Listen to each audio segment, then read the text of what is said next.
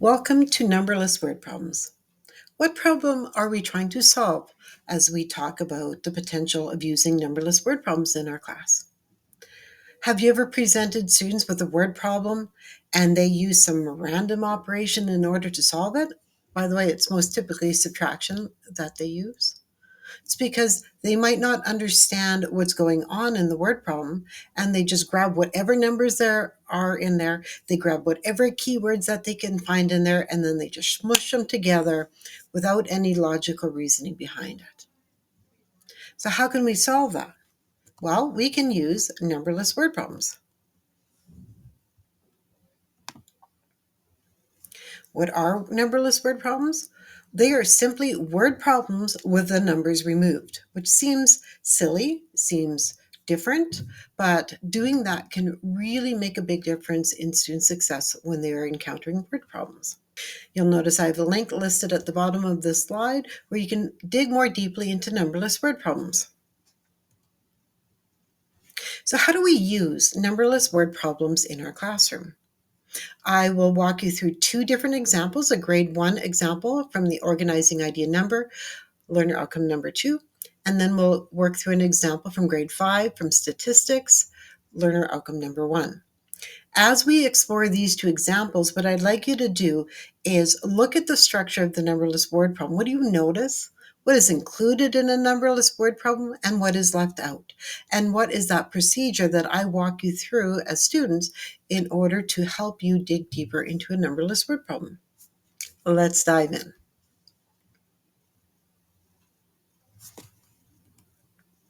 There were some mice in a field. Some more mice come. When you take a look at this word problem, what do you notice? What do you know to be true? And what do you think to be true? So normally what I would do is I'd have students think on their own, talk to a partner, and then we'd engage in a classroom-wide discussion. Well, students might say, well, we're talking about mice in a field. They might say, well, some mice are in the field already and some more mice come into the field afterwards. What do you know to be true? Well, there are some mice in the field. If it was just one mouse in the field, then they would have said mouse. And they probably would have said a mouse. There was a mouse in a field. So there must be at least 2 mice in the field. Some more mice come. Well, more mice come. If it was only one more mouse that came, they would have probably said another mouse comes. So there's at least 2 mice arriving in the field, but it could be more.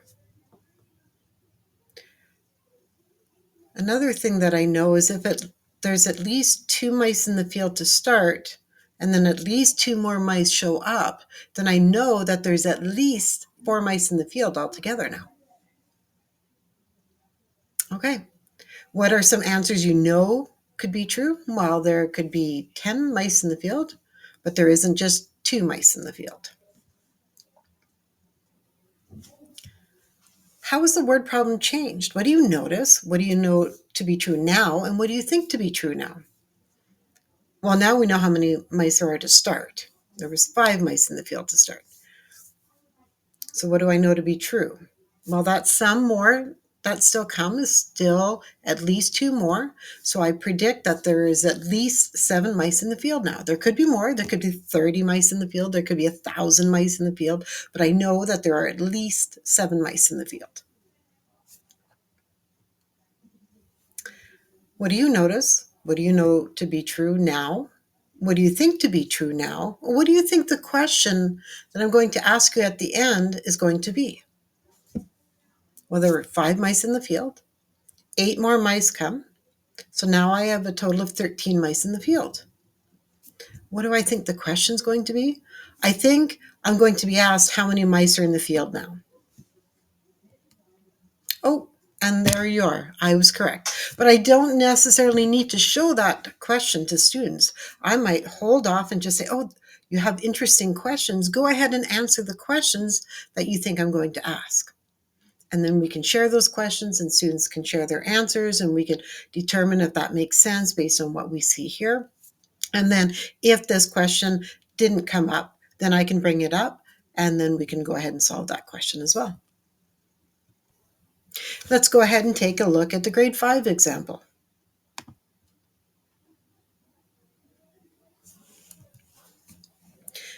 This one is a numberless graph. This was created by Brian Bouchard.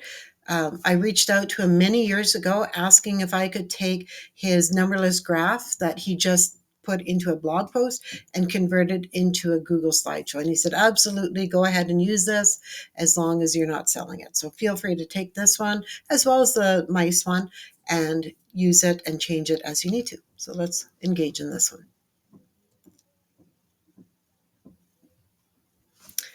So here is a slide with a graph on it. What do you notice? What do you wonder? What do you know to be true? I can see that there's 4 pieces of information there. They are going up, higher, longer. It appears that there's some information missing in the middle there.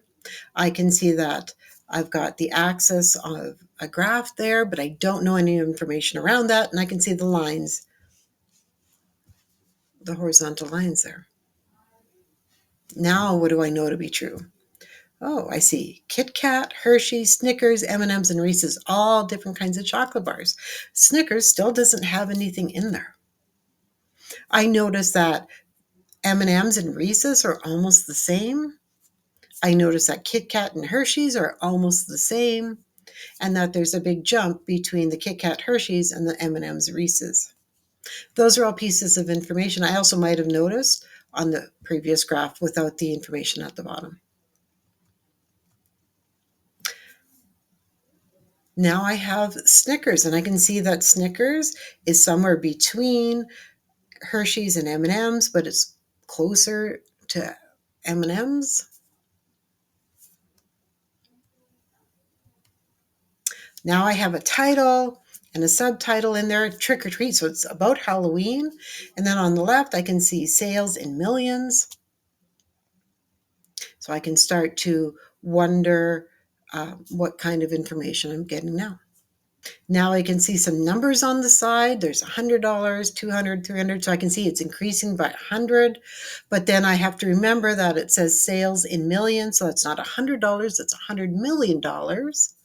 So now I can see that Reese's is a little over $500 million, whereas Kit Kat was a little over $300 million.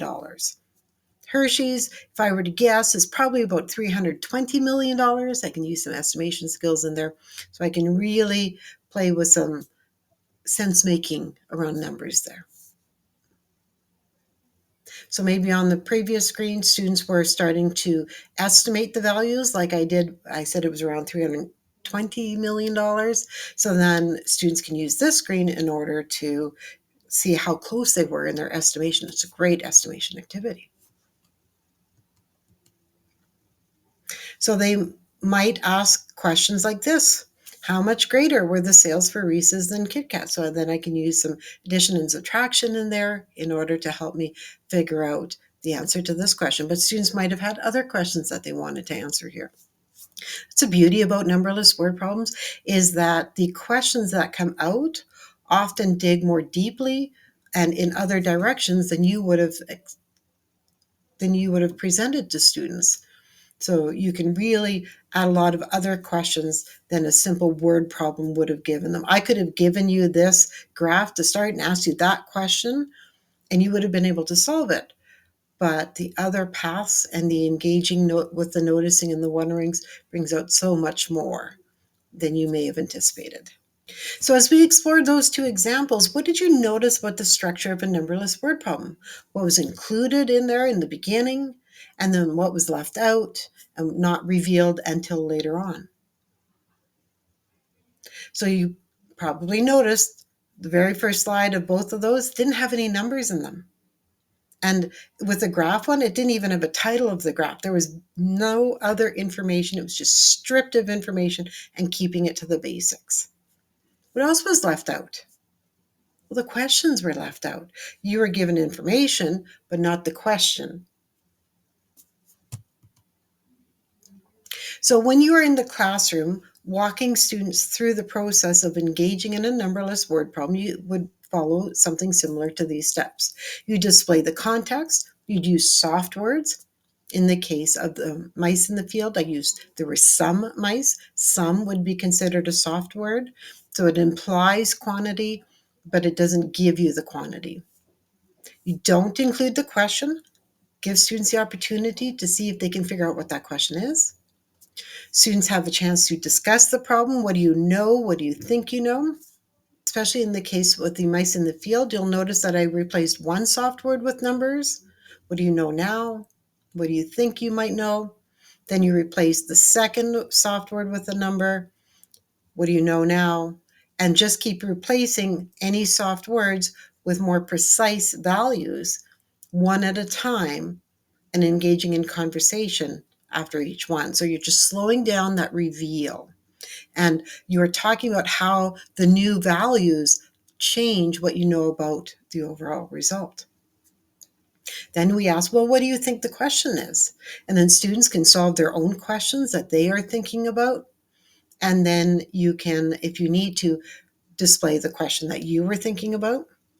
Now, sometimes in the beginning, with the noticings and the wonderings and the question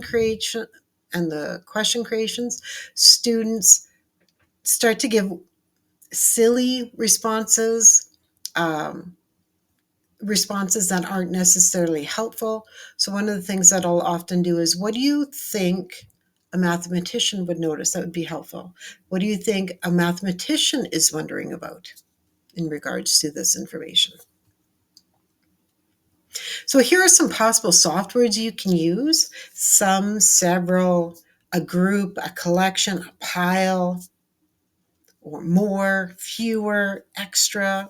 Lots of different words that you can use to replace those number values in your word problem. So here's an example called the toy car problem. And the toy car problem is adapted from that website that I showed you on the first slide. The original question was, Derek has 38 cars.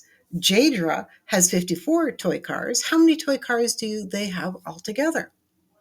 Well, let's take that and remove the numbers and add some soft words. So the adapted prompt could be, Derek has some toy cars. Jadra has more toy cars than Derek. What do you notice? What do you wonder? What do you think might be true? What are the benefits of numberless word problems? First of all, by taking out the numbers, we're giving students an opportunity to understand the problem and really think about what that means before they have those numbers in there that cause them to jump to calculation right away. So how can I use technology to help me do this? Well, for this, I use Gemini, but you can use any AI that you wish. My first prompt was to state, explain what a numberless word problem is. And this will help ensure Gemini focuses on numberless word problems. So I'm going to check its response and make sure it's following the guidelines that I kind of expect it to. And if it doesn't, then I might have to go ahead and give it information in order to help Gemini be more successful. For my second prompt, I will have in my head what learner outcome that I want to use, and I will have that copied, the learner outcome as well as the cusp.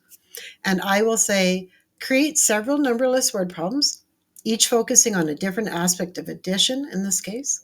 And I will give it an example: join, start unknown; join, end unknown; subtract, subtract is comparison; subtract is difference. For the following grade 1 Alberta math outcome, and then I'll paste the learner outcome with those cusps in there. And then Gemini will give me a huge number of numberless word problems. What happens sometimes, though, if I do this again and again and keep redoing prompt number 2 in a slightly different way, sometimes it'll go off focus of the numberless word problem and just go to creating word problems. So then you may need to remind it that you want it focusing on numberless word problems, and then it will go ahead and fix those for you. So I did that exact process for every grade from grade 1 to grade 6. And I focused on operations to start. And I've linked all of these in here so that you'll be able to see all of the prompts that Gemini has created. These are also linked in the long-range planning documents as it's applicable to the learner outcome. So 1 and 2 will show up in grade 1 long range planning documents for math in the tab for learner outcome number 2. So when I click on this, it will bring up the questions, and you can see that here's a link to the slideshow I'm sharing with you right now. And then this is the mice in a field one. So then I'm going to put in teacher created ones here. And then below that, the Gemini created one. So you'll be able to see considerations for use and so on. And then it gets to the actual word prompts. Now it's your turn. What I'd like you to do when you're done this video is to pick one of your outcomes. You can modify a word problem you already have just by taking that and replacing those numbers with soft words, or you can start from scratch. You can use Gemini or just make one up. And then what I would love is if you would share with me those numberless word problems that you are creating, because I'd love to beef up our long-range planning documents with a variety of numberless word problems. So when you send them to me, tell me the grade. So for example, grade 4, the outcome.